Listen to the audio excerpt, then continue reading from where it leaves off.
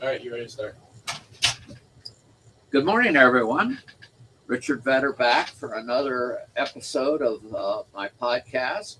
I'm still learning how to do this, and I don't know what I would do without my uh, friend and uh, Elliot, who's sitting in the outside of the picture very inconspicuously. I have two guests today that I want to introduce right away, and these two forlorn fellows with caps uh, on right here next to me is my buddy Nate Bilski. Nate is from Cleveland, Ohio, actually a suburb called Lakewood, Ohio, and has is in his senior year at the Ohio University and is majoring in finance. Yep. In finance. Next to him is a guy who's even more learned because he's already graduated from Ohio University. Uh, my buddy Connor Thomas. Connor. And Connor is a graduate in Ohio in business who's getting a master's degree in what, Connor? Yeah, Masters of Science in Management. Master's of Science in Management. Now, we are entering a difficult period in all periods are difficult, I guess, in the business cycle. We don't. I participated in a session yesterday among prominent economists from all over Ohio. Nate was uh, in this session surreptitiously. When I didn't let the people see him because he wasn't supposed to be there. Uh, and now I'm revealing this on public, which is not the smartest thing in the world to do. But we had a meeting and we talked about econometric forecasts and what this person says is going to happen to interest rates and what that person says is going to happen to interest rates and, where we stand as a nation. But most of the news is not overly pleasant, I think it's fair to say. And it's even worse than that. So I want to talk about that. I thought what I would do for the first 5 minutes, though, before we even get into any of this, we are 12 days away from an election. 288 hours from now, we will be voting. Actually, most of us are voting already. Have you voted? Yep. This Nate's voted. I voted. Uh, Elliot hasn't voted because Elliot goofed, but that's a story for another day. Uh, I don't know if he goofed or not. I don't. There's very few places in the world where you're required to vote. Australia requires people to vote. It's a law. You've got to vote. But most places that's not the case. But anyway, so you know, the decision whether to vote or not is a private decision. Some people decide to do it, some don't. But anyway, we have an election coming up in 12 days. And so I thought I would, people are always asking me, being an economist, you're supposed to predict things. Economists are piss poor predictors.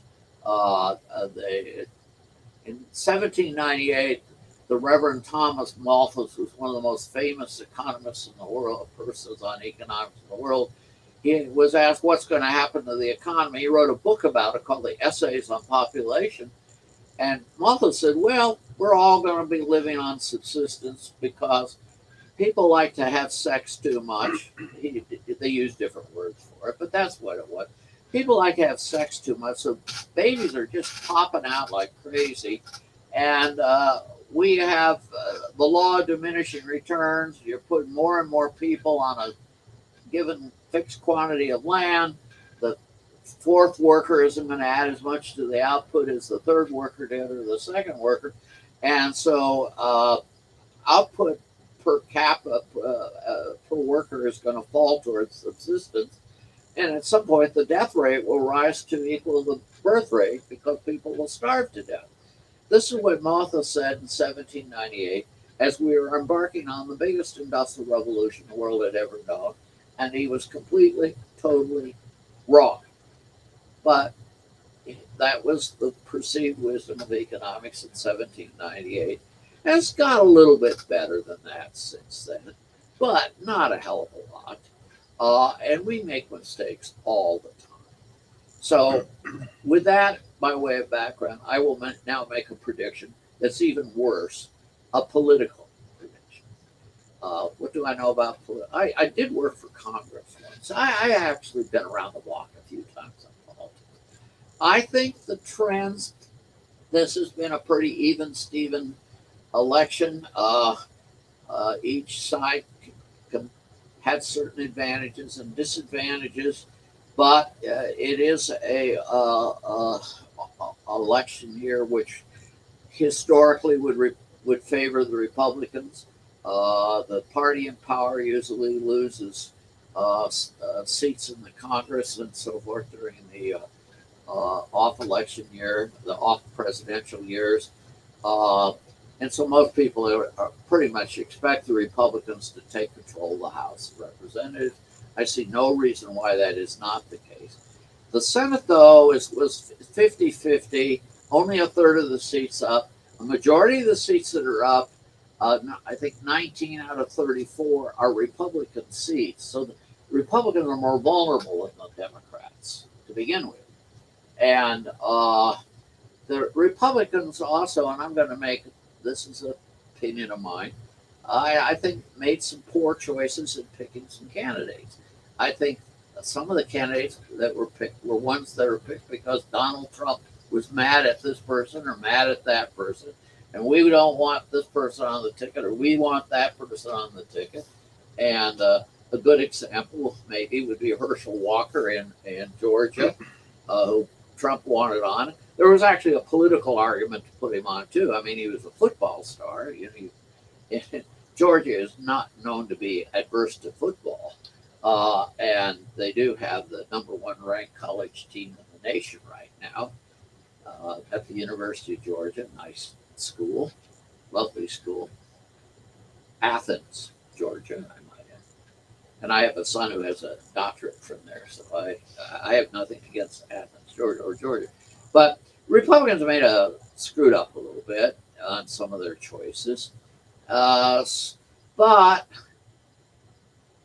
I will read you something that I read in USA today, literally. I think I'll read this to you if I can figure out how to get it up on my cell phone.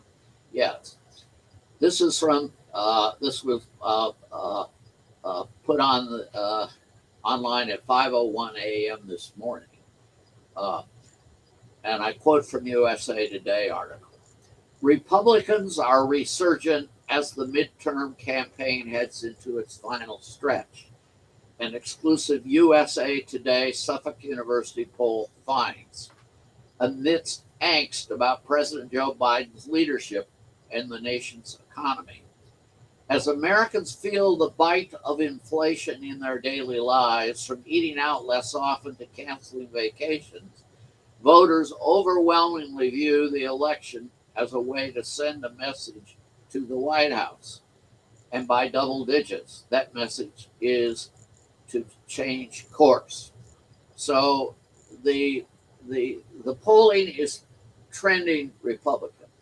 And we see that in not only the Senate races, governor's races. It's hard to believe, but the state of Oregon may elect a Republican governor this year. The state of Michigan, who has a Democratic governor, Governor Whitmer, she's fighting for her life. The governor of New York, I repeat, New York State, which hasn't elected a Republican since they changed from being called New Amsterdam. That's not true. Nelson Rockefeller was a Republican governor, but they haven't had a Republican governor in a long time in New York. She is in deep trouble. She's still about 1 or 2 points ahead on the poll, but she's trending downward relative to her opponent. So right now there is a bit of a Republican surge going on because inflation is starting to bite more and more. I think it's inflation is the single most important factor, as the USA Today poll. The guy who did it for the USA Today Suffolk is a buddy of mine, so he was excited. So they're in. So I am betting right now the Republicans will take control of the Senate, and then the Democrats will try to use the next 2 months to have a lame duck session of Congress, ram through some big things, but I don't think they will be able to do it because I think the more moderate Democrats will say, first of all, it ain't fair. It really isn't fair to, for example, in the filibuster in the Senate, or to start the process to put the District of Columbia in as a state.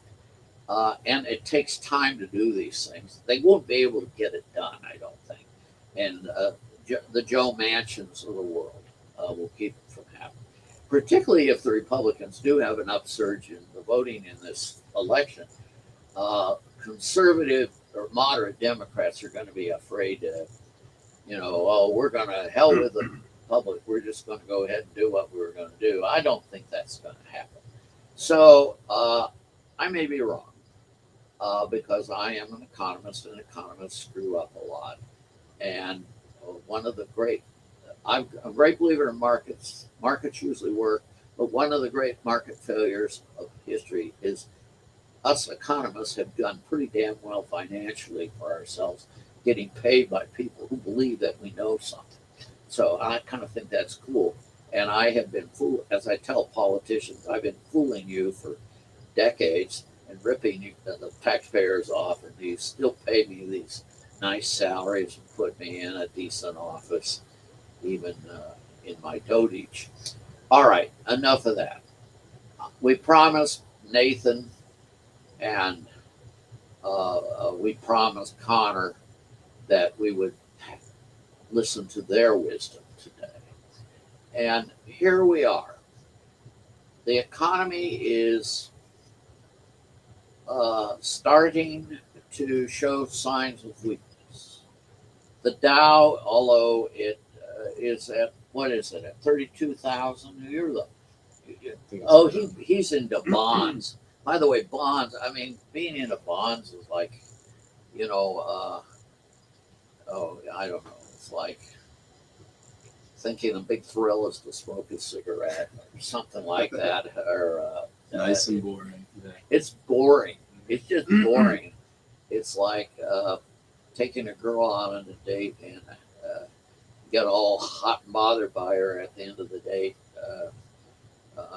She waves at you and says goodbye, and that's and you were wanting a more momentous outcome, and so the market is kind of in a state of flux right now. The Dow's at 32,000 roughly. It started the year at 37.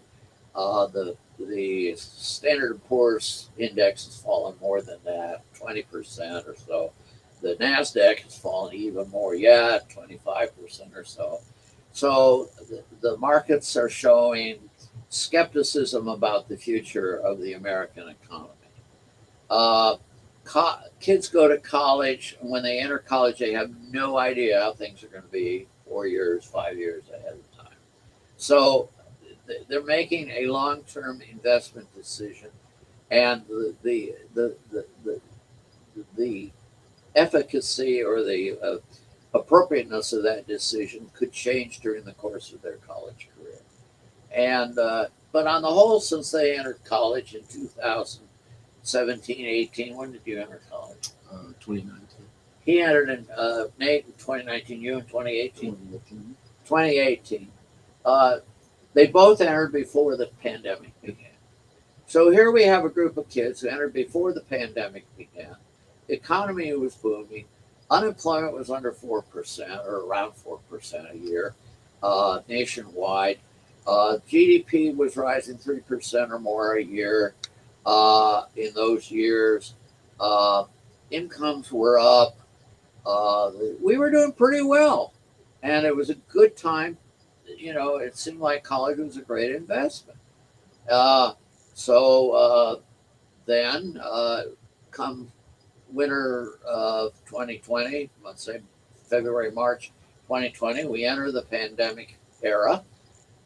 We may have been overly exuberant in cracking down, not as crazy as the Chinese, but we were, and so we closed everything up for a while. That the economy took a huge hit, a dramatic hit, unprecedented hit. We bounced back pretty well from that. We dropped money out of airplanes. Both Trump did and Biden did. We had aid, we PPE loans and what I can't even think of all the things we did, but we gave a lot of money away. Did you guys get money? I didn't. That's none. Of course, this is absolutely none of my business. But Connor admitted that he received some money from the government, and this is fairly typical of tens of millions of Americans. So I like to say the Fed dropped money out of airplanes, or the federal government dropped money out of airplanes. They didn't literally drop money out of airplanes, but it was equivalent of it, roughly. They grabbed cash. They went, so they were able to keep living, and the economy, people weren't starving to death and everything. And the unemployment rate and other indicators started coming down pretty rapidly. First in 2020 under a call it late Trump, and last few months of Donald Trump's administration, and then in 2021 under President Biden and company. So there we are. And now we're in 2022, and the economy's been growing, but we had this horrible inflation. The Fed, and yesterday I raised this, no one even listened to me. When you have the money supply in a single year go up by 15-20%, and you're producing 3% more goods, but you have 15% more dollars to chase those goods, the price of each of those goods is almost certainly going to go up unless people just sit on their cash. And they did do some sitting on cash. And people build up cash balances in their checking accounts and all. They did do that. So the velocity of money, as we say in economics, fell a little bit. But the big thing was the Fed was just pumping the money out in 2021 and so on. And then somehow the inflation started hitting. And then the Fed, there were theories around called the new monetary theory. Well, we're a sovereign nation. We're the most powerful nation in the world.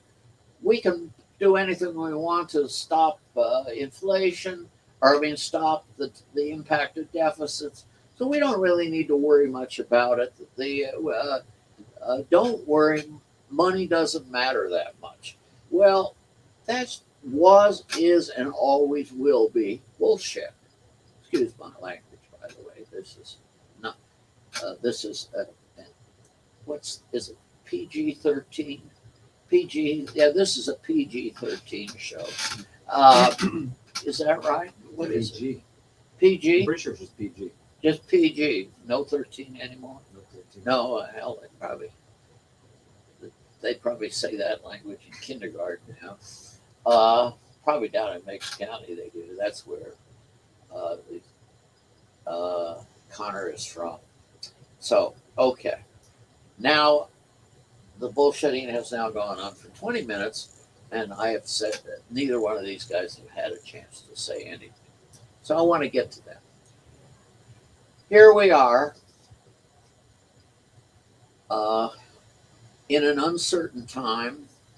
There's some evidence of decline inevitably occurring.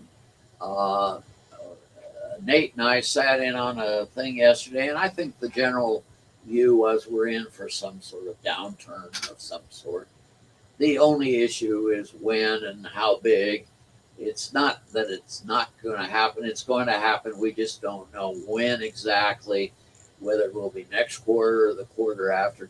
But by next summer, which is when these guys are going to get their degrees, the economy will be in a more precarious situation. So, what is the future of kids graduating from college this year? In a world where, by the way, the Federal Reserve Bank of New York, in a normal year, says 1/3 of college graduates are underemployed.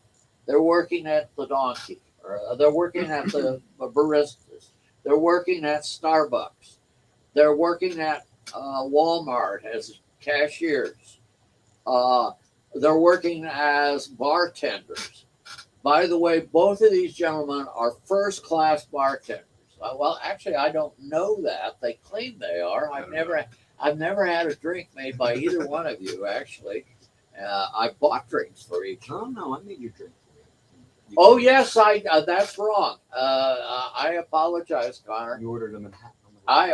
Connor made me a Manhattan once. It was pretty good too. Yeah, and now he's actually moved up in the bartending world. He's going to work for a more upscale bar, probably the most upscale bar in town. So I'm very proud of Connor's alcoholic beverage mixing abilities. But the reality is, Connor's going to get a graduate from Ohio University in next summer, and he doesn't have a job. But Nate here does have a job. Tell me, Nate, how did you get your job?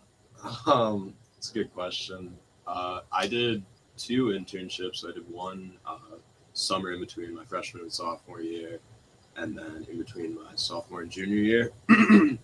And then actually I did 3, including the one I did last summer at Jeffries Group, which is where I'm going to work following this year. But overall, I think I networked a ton with just Ohio University alumni, reached out to people at the firm, spoke with them. I actually interviewed for the internship a year in advance, so that was also a little bit peculiar. And I think, kind of to your point, that was when the economy was still doing really well. So a lot of companies were handing out offers pretty easily, or at least internships pretty easily.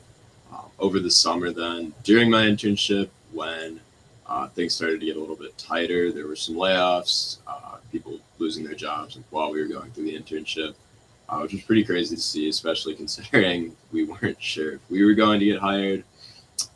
Ended up working out, signed the offer, start work in July, middle of July, 2023. So looking forward to that.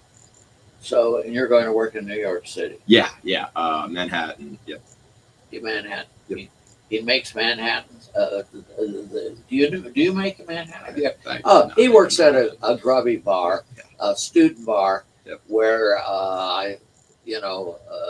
they've moved beyond Bud Light, but Not far. but not far. Not far.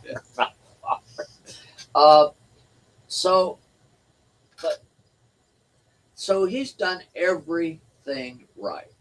First of all, I don't want to brag about these 2 guys. They're exceptional students. They're honors type students.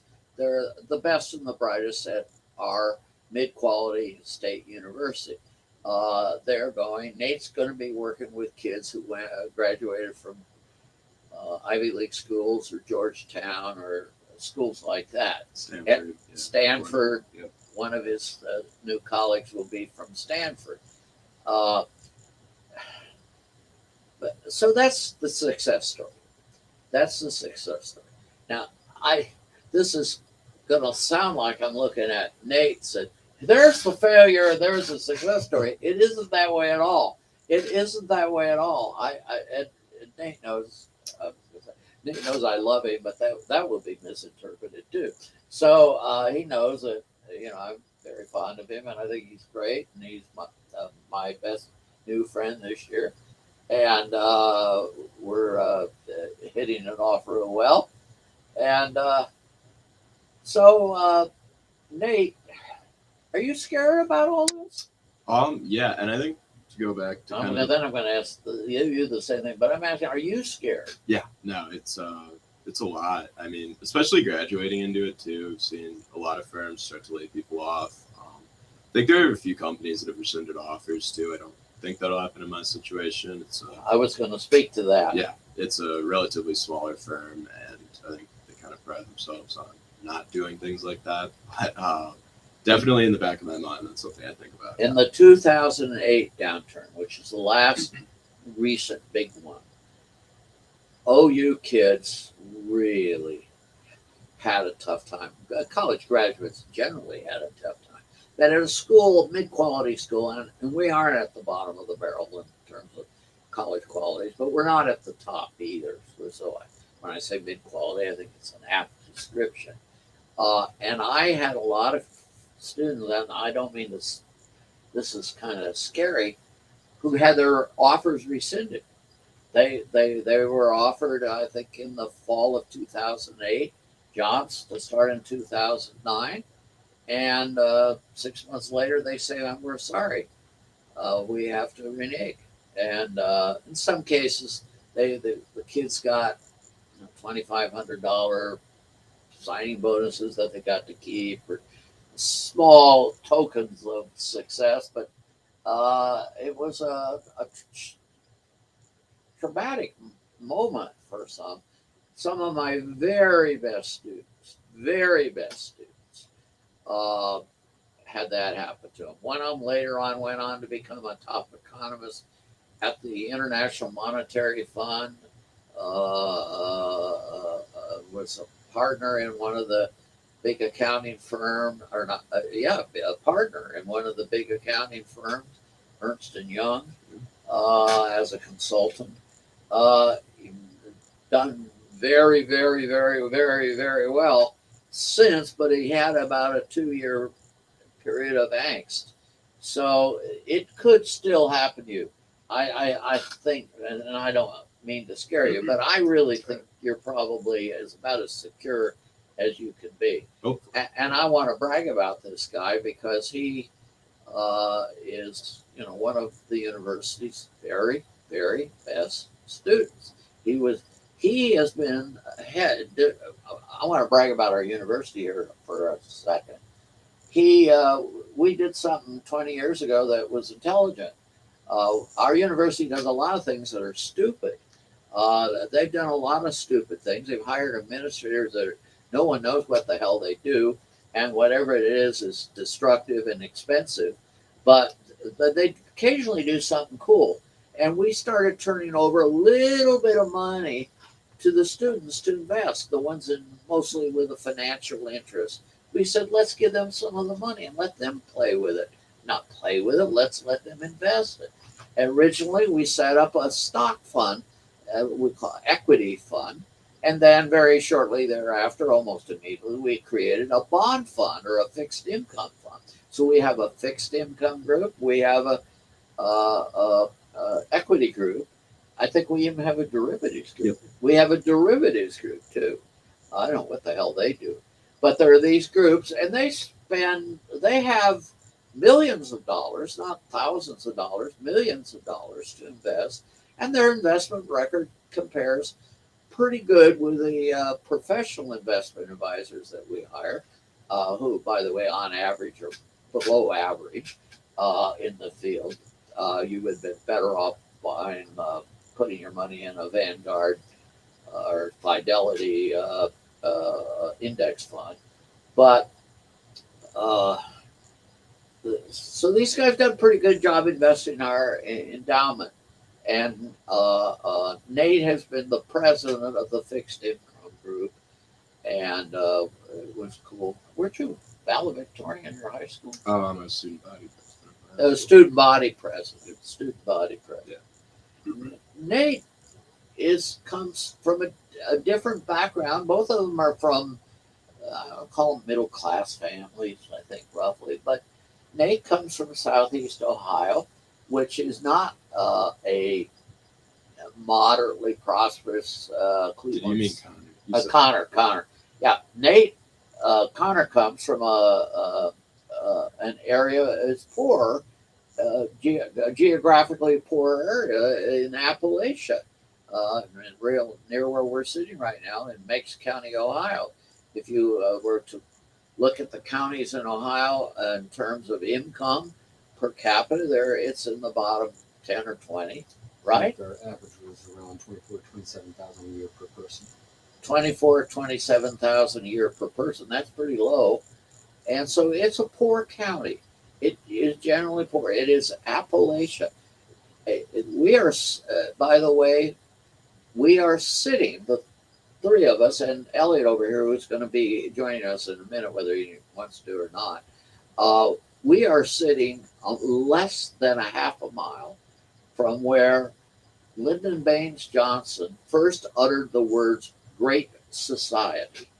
We had a great society in the 1960s that was a major step in the development of what might be called the modern welfare state in the United States. President Johnson, if you don't believe me, there's a plaque on the wall, Memorial Auditorium. Go look at it. And read it in Wikipedia. Look up Great Society in Wikipedia. You'll see that. I'm not bullshitting here. So we are in a poor area of the state of Ohio, and our per capita income is in the county is lower than that of the state of Mississippi, which is the poorest state in the United States. So but Nate came from, as a majority of our students do, from a more prosperous area, Cleveland, suburb of, as I say, moderately prosperous suburb. It's not the most upscale or fancy, but it's there are very few people starving on the streets in Lakewood, Ohio. Yep. And Connor is from Meigs County, Ohio, where there are some people who are generally poor. I mean, would you say? Yeah, I think everyone down there, and there's a few families that are a little better off, but for the majority of people that I ever interact, I went to the at one point the least fun school in the state of Ohio. The property tax being so low. So, It's an area where they don't have advanced placement classes. Your school had advancement class. Did you take advanced placement classes in high school? Oh, yeah. Did you even have advanced? We had through the College Credit Plus system. Yeah, but the educational opportunities were more modest. I think I'll just put it that way. And I'm not trying. Connor, I hope I'm not making you out like you're some sort of poverty-stricken, ragged guy here. He is wearing shorts today, but that's not because he can't afford long pants. So we have. But you, Connor, are the one. You're the one who ought to be worried about a job. Are you or not? Or you've been kind of putting your way through school, kind of, haven't you? Yeah. So I've not done any internships. I've done worked through college the entire time. Started in the food service industry when I was 16, and I just kept on going. And I worked for multiple restaurants and establishments through that. Yeah, I was on my undergraduate. I took probably one of the least, not least regarded, but just one of those that you don't know what to do with in political science. And the political science degree, I mean, around this area, you're either going to be a teacher or you're not going to do anything. So I moved my skills over to a certificate program that was with the College of Business, and I quickly realized, well, this might be the better option. So I applied for grad school here too. I'm now in the Master's of Science and Management program, where I think that not only, hopefully, even though I don't have a plan as of right now, making those connections and building those relationships with people within the program and within the university, and the people I meet along the way, hopefully gives me some credit down the line. Yeah. Elliot, are you listening to all this? Yeah. Kind of. Yeah. You want to come over here? I can hop on for a little bit. Okay. I'm going to bring in another person. I don't know where I'm going to bring him. I'm going to put him on the floor here or something. Why don't you just come over? No, you, shit. I don't know how we're going to do this. Just come over here. I can switch spots with you. Yeah, well, yeah. One of the guys will switch spots with you for the moment. I'll just, Yeah, just sit right there. Now I'm bringing on Elliot Winkler. Elliot is from Dayton, Ohio, which is and lives in a similar to Nate in a a prosperous enough, moderately upscale, uh, middle class suburb. Wouldn't you say? Is that right? Yeah. And went to a good high school, like my buddy here, Nate. Um, and uh, in fact, his dad's a college professor, uh, and who I had in class. I be full of disclosure. Uh, and you're a freshman here. Yep. Now you hear all this talk about people 3 years down the road. You know, will they get jobs or won't they? Is that so far in the future you're not paying much attention to that at this point? Well, I was really worried about it before I came to college, and then for some reason, as soon as I got here, most of those worries sort of evaporated. I think I just, Because you got into the college scene yeah, and you got to doing assignments and you got to make new friends. Mhm. And I'm going to reveal for the first time, he even asked a girl out last night. So, which I was not supposed to say on there, but I don't even know her name, so okay. I can't harass you any about that. Which is cool. I mean, that's what guys are supposed to do in college. One of the things they're supposed to do in college.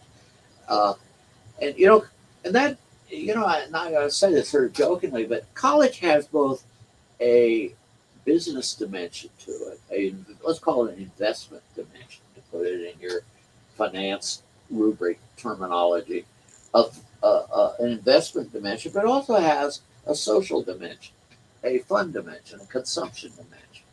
And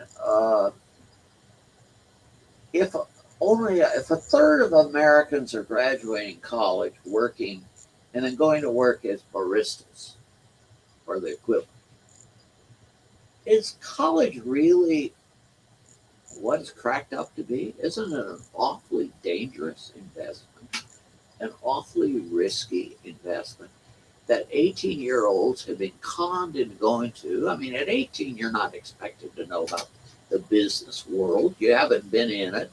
You've been going to high school, for God's sakes. You may have had little summertime jobs doing this and that, but you don't know anything about the thing. And you go to college, many of you borrow money up the gazoo, never borrowing a dime in your life before, and now you borrow money under something called the student loan program. And so you run up 20, 30, 40,000 in debt. Not all of you. I'm not saying you individually. I'm not talking about these gentlemen here, but I'm talking generally about this. And isn't this, haven't we conned young people into something a little nefariously, a little illegal, not illegal, unethically? Because the rate of return on that investment, even from a strict financial point of view, is pretty risky. It's not for those for whom it succeed. It often there is a good rate of return, but don't you think too many kids have been sort of conned into going to college that shouldn't? I'm asking you. I don't. I mean, my pushback on that would be you're paying for the experience for a lot of people, which sounds kind of trite, but at the end of the day, that's what people, that's American culture. Like, we've been doing it for years, for generations. People have gone to college. You're paying for the experience. In other words, you're saying it's worth it because you're experiencing what Americans like to experience. And that's what kids are looking for. And at the end of the day, I think certain students do treat it as kind of a 4-year vacation or whatever, graduate with 2.0, but still manage to land a decent job or land something in their field. And that's the nice part about being American and getting to do it. I agree. I would say that, like, I don't really have to go to college for my major. Like I'm doing media arts and studies, but basically I'm trying to focus on video production. And over the summer, I worked for two companies that produced like videos, and I worked on sets. And I realized that if I was to go through college not doing that, when I graduate, I would have been doing exactly what I was doing last summer. So, but I think that college has the like you make a lot of connections there, and so I get to meet a lot of people that are going to be going out into the field. And then, of course, there's also internship opportunities and everything. So It's all networking. yeah, it's a lot. I mean, this kid Yeah. here, I'm pointing to, Nate, is the ultimate networker. He kisses everyone's ass, and and he gets an internship. He gets into this. You're in a fraternity, social fraternity. He joins a social security fraternity, both for fun, but also for the networking there, and which I think is fine. But different strokes for different folk. Elliot didn't join a fraternity. Connor didn't join a fraternity, either because they didn't want to, or they couldn't afford to, or it never even occurred to them. And so there are different strokes for different folks. And but I think the networking is a critical part of college for most people. And why does everyone want to go to Harvard? Harvard's a. Have you ever been to Harvard? No. I have. Or Yale or Princeton. I've been to all of them. And I've even given lectures at some of these places. And they're nice enough campuses, I guess. And there is a lot of people with a lot of money running around. And there's a lot of, you see a few things that you wouldn't see at our little campus here at Ohio University. But for the most part, a campus is a campus. A classroom is a classroom. You're learning. And but at Harvard, you have networking up the kazoo. I went to a yuppie private school, and my next door people, they were president. Their dads were president of the CEOs, of major corporations, and what have you. And we're at a university here, at a state university with a $700-800 million endowment, which actually is pretty good for a state university. But my alma mater has had years where its gain in its endowment for 1 year is far greater than that. I went to Northwestern University, and and everyone made contacts there. Yeah, I was kind of a nerd and decided to be a professor, where the contact networking is less important. But so some people go to college for the networking, and very few people go to Harvard and end up as baristas. Very few, and I wouldn't say zero, but very few. And so there are advantages to going to Harvard. Is it because Harvard is the greatest place in the world? Maybe. It's mainly the environment of the people around there, and it's the networking, I think, the networking. And I would just add, like, for every internship that I had, it was from an OU alumni. Some connection, kind of tangential in some cases, but all of them. Like, I interviewed well, checked all those boxes, but to initially get the interview for the job or internship, it was from an OU alumni. So, Yeah. super important. Like one of the companies that I visited a third company. I only worked for two, but I visited a third one that was run mostly by OU alumni, and they said that they had a bias for hiring OU alumni. So, I had a pretty good visit there, and so if I keep in contact with them, that's like another And path to a job. yeah, some of you went. You remember we brought an alumnus into our university a month or so ago. You were there, Nate. You were all there. Yeah. All three of you were there, and you came. It was an interesting individual. His name was Larry Connors. I'll mention his name. what the implications of my mentioning his name are on the podcast, but I'll do it because he was here. And he was famous because of some exploits in his life, sort of adventure things he did, like go to the International Space Station and the Mariana Trench and be a NASCAR driver, and kind of an adventurous kind of guy who liked in his personal life to have a sense of adventure and excitement. But he also made a lot of money in real estate. And from Dayton, Ohio. And, you know, I think the student just listening to this guy, hearing him, got some sense of, hey, there are opportunities out there and things that I hadn't thought about. And that's what you get at the great university, the so-called great universities. And I use the word so-called because I don't know how much better they are than the others. But, and I've taught it and attended some of these yuppie schools. I've taught one of the top 5 liberal arts colleges in the United States, top 10 liberal arts colleges in the United States. I've taught at a university in the top 20 on the U.S. News ranking for, as a professor, and attended one in the top 10.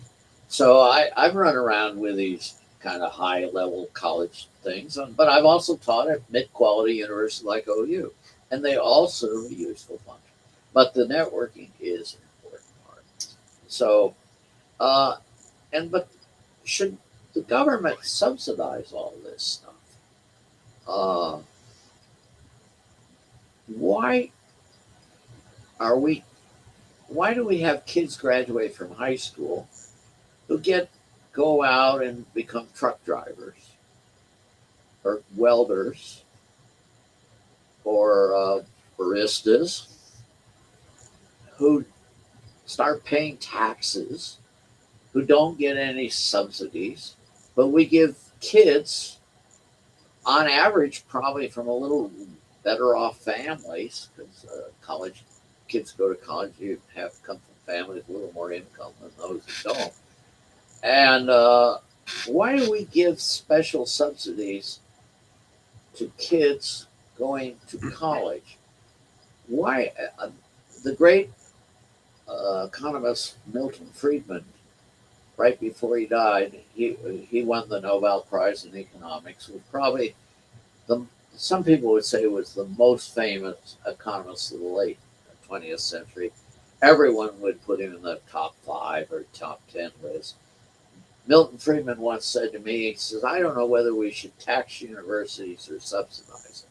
In other words, should state governments be giving money to Ohio University or to Ball State University or to Arizona State University? Or should we tax the tuition, put sales taxes on tuitions, like we tax going to buying goods in the store?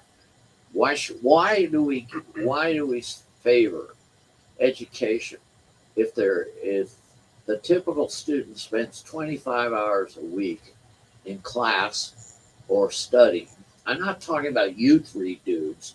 I'm talking about what federal data say. 27 hours a week. I'll up it a little bit. 27 hours a week is what you guys spend studying. And you do it for all of 30 weeks a year. Oh, we can't work 40 weeks a year like the truck driver or the welder, or 48 weeks a year, or 50 weeks, or 52 weeks, no vacation some. Why do we spoil you guys rotten by subsidizing the hell out of you when you're mostly from middle class families? Not all of you are, and I'm sure there's variation right here in this little room we're in now. But why do we, in general, subsidize college graduates and tax high school graduates? I would say just from my perspective, like I initially wasn't even going to go to college. My dad's an electrician. I was also just going to become an electrician. But I think most of the support again goes back to that's kind of the American dream. Like go to college, get a 4-year degree, live out, whatever crazy experiences you want to have, go abroad, learn something new.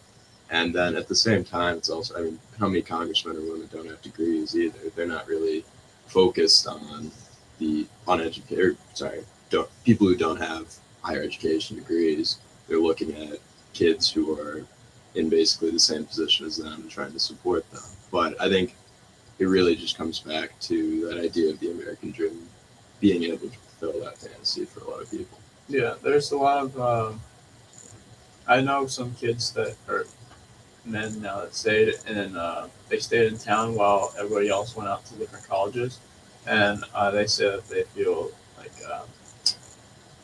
kind of left behind almost. Like that they everything's been sort of moving upward throughout their life. They keep going up higher and higher in education, and now it's done. And so some of us like kept going off into college, but since they're staying back, they're just working and they're making money, but they're not going anywhere or doing anything. And so in college, you get the opportunity to study abroad. You get to live in a new place if you decide to go outside of your hometown, and you just learn how to be an adult, pretty much.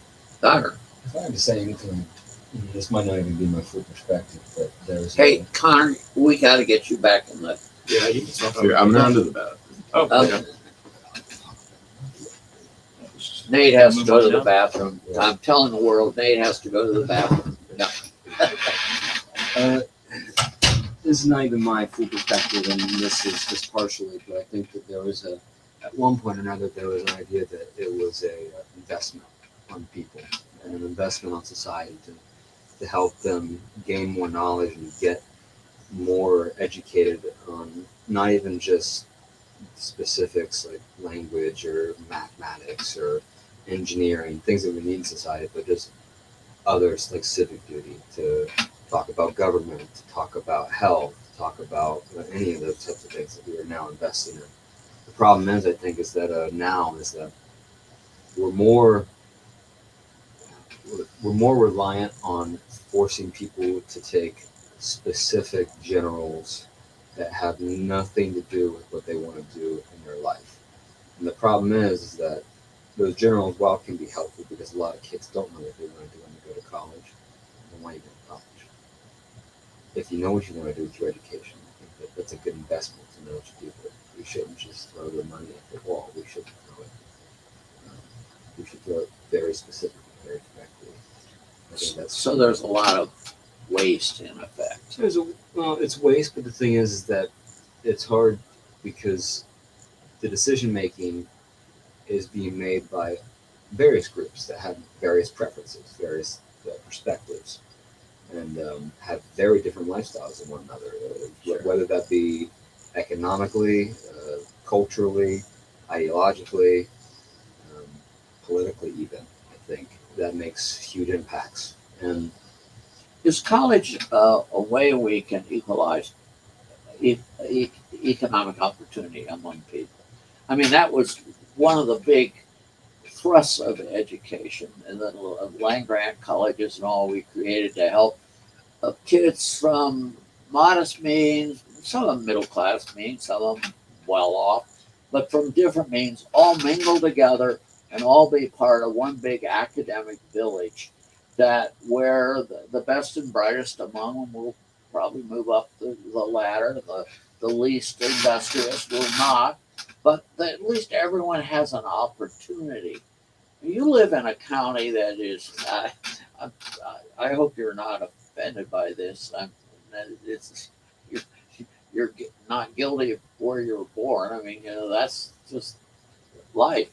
And you're from an area that a lot of the kids who go to school, high school, ultimately don't go on to college. Is that true? that's fairly true. I know I was a graduating class of about 54 to 57 kids in my high school. And I know now it's just me and a few others that are now in college. And granted, I'm in the master's program. So I've done my 4 years, and so have many others. But, I know plenty of people that didn't do any type of schooling after high school, and then I know people that went to trade school and are making a really decent living now, doing what they do down there because we have power plants down there, AEP, General Electric, contract work for welding. We're very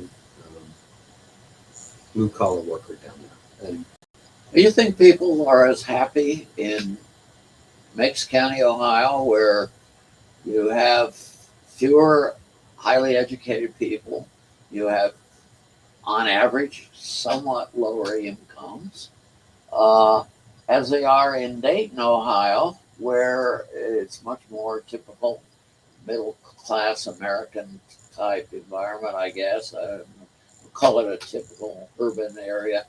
The home by way of American aviation and so forth, an area of some historic importance, or in suburban New York City, where the average income is 150, 200,000 a year. Do you really think people are much different in their happiness levels? Now, and I don't know how the hell you would know the answer to that, but how do you measure happiness? Do you stick a little probe up your rectum and it measures how happy you are? What do you think? So happiness is hard to, like you said, it's hard to kind of track happiness. I don't know if happiness would be the correct term.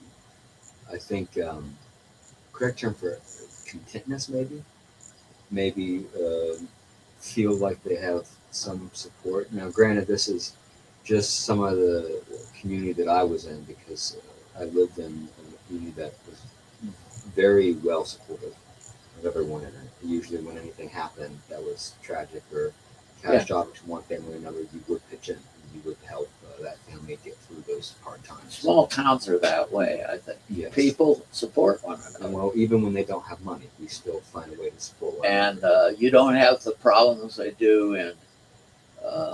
Someone was telling me about, was one of you about, they were out in San Francisco this summer. I mean, a very high income area, and yet you watched people do disgusting things, pooping on the streets. They had a tracker for that. Huh? They literally had an application for that. I wasn't the one to talk to you about that, but I remember hearing about it. I mean, it's sad. It really is.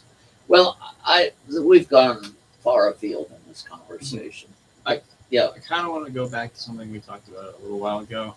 So you brought up a point of like people will go to college to get more educated. And so I think there's like sort of a combination of 3 different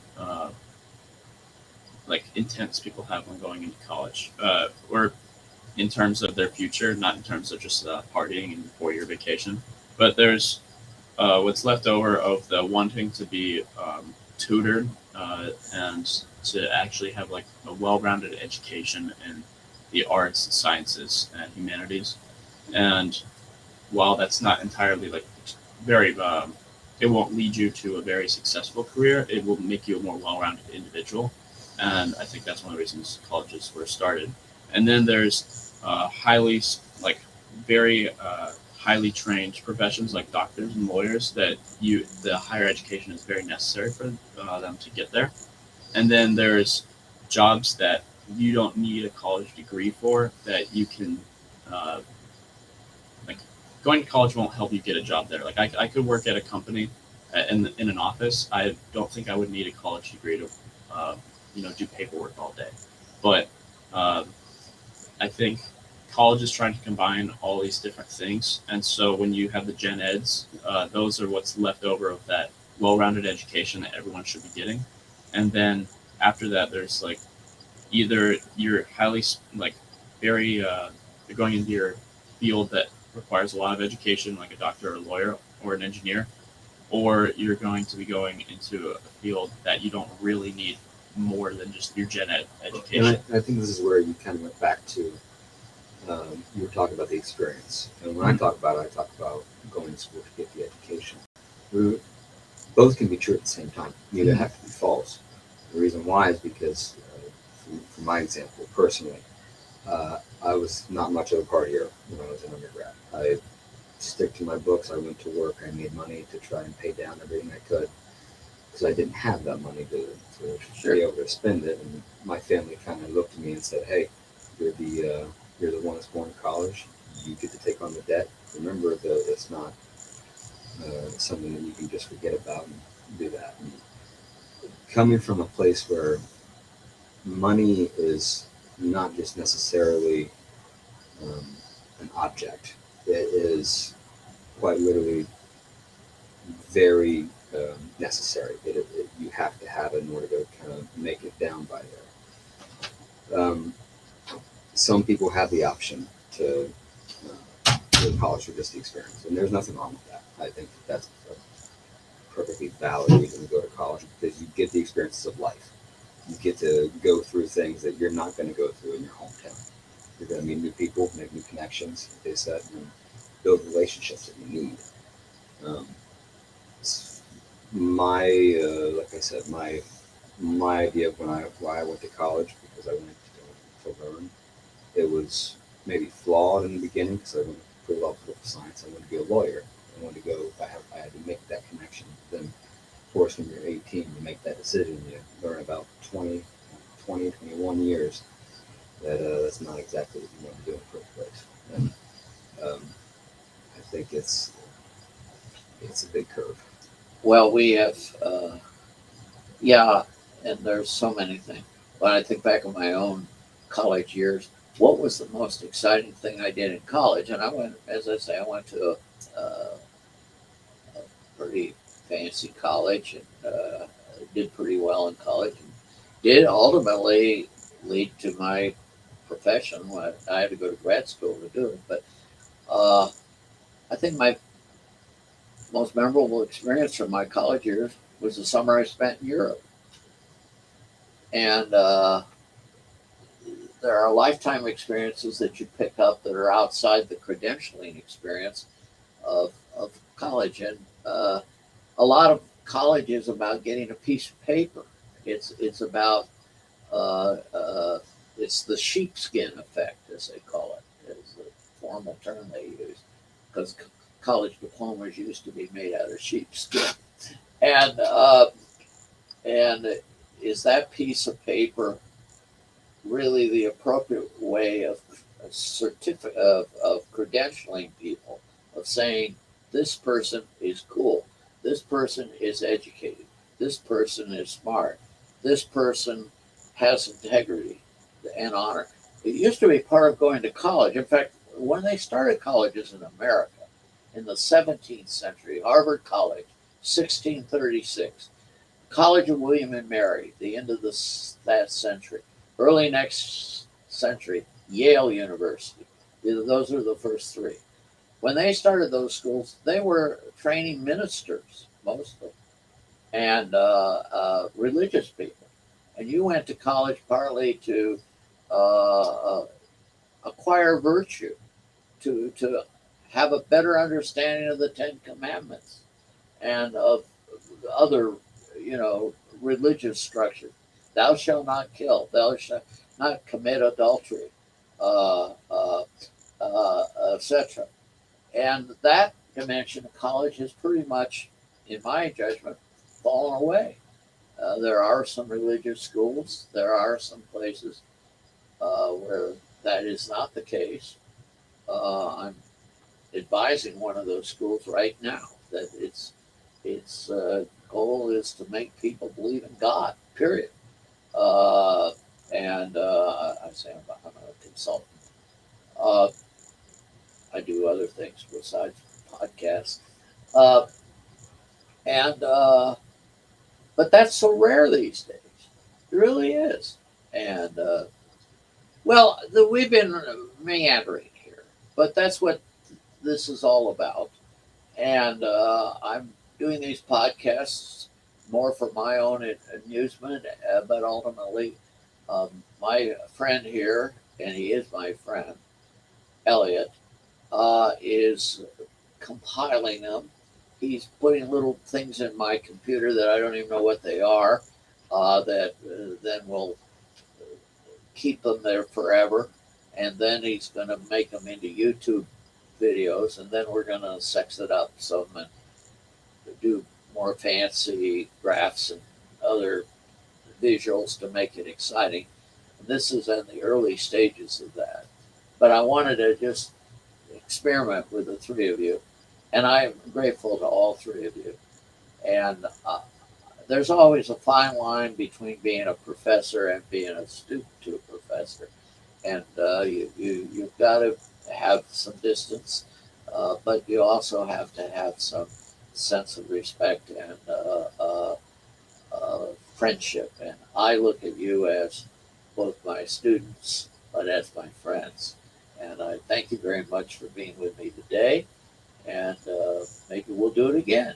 Sure. And meanwhile, we'll probably go out, share libations together, and do other things. You're not even, hey, you're not old enough to shave yet. Although yes, he is. He's got a mustache. But that's what we'll do. So to my audience today, thank you very much for joining us on the Richard Vedder podcast. All right. Make it go away.